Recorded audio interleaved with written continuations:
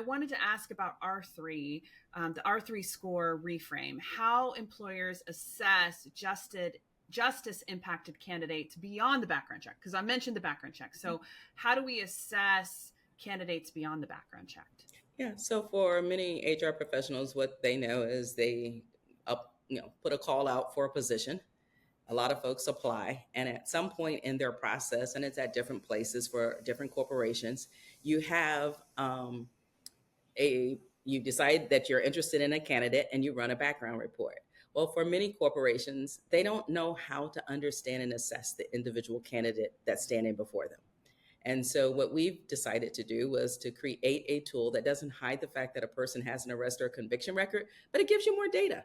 Because, quite frankly, the fact that I have a record is just one data point about me. And if you wanted to hire me and if you wanted to know if I was qualified for a job, you need additional data. And that cannot and should not be the only data point that keeps you from hiring somebody who's really good and is the right candidate.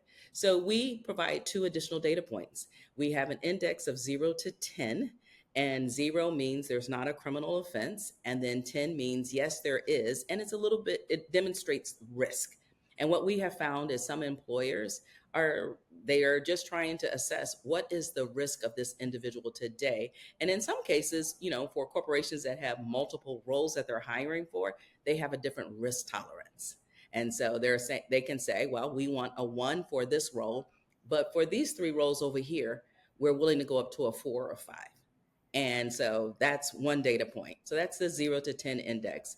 The second index is 300 to 850, similar to a credit score, but we are assessing this candidate pool against other people with records, and we can demonstrate how they're trending.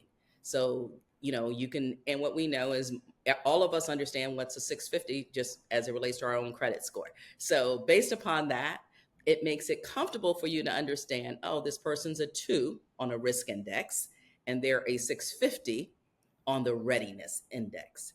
And with these 2 extra data points, corporations are able to make other decisions. We give the standard criminal background check, so you see with us what you see with others. But with our tool, you get something else.